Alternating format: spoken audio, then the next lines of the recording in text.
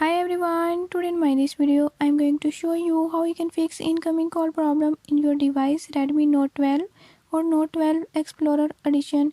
In this device, if your incoming call is not working or is not showing by this method, I'll show you how you can fix it. Before move to the video, if you are new to my channel, don't forget to subscribe and press bell icon. Watch complete video and learn how you can fix it.